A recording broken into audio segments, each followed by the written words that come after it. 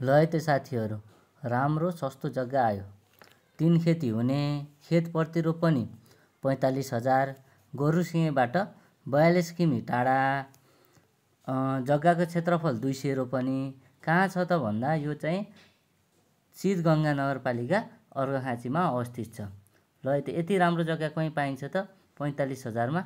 ल साथीहरू, इच्छुकले चाहिँ 98 473 35 142 मा सम्पर्क गर्नुहोला, वाट्सएप गर्न सक्नुहुन्छ है त।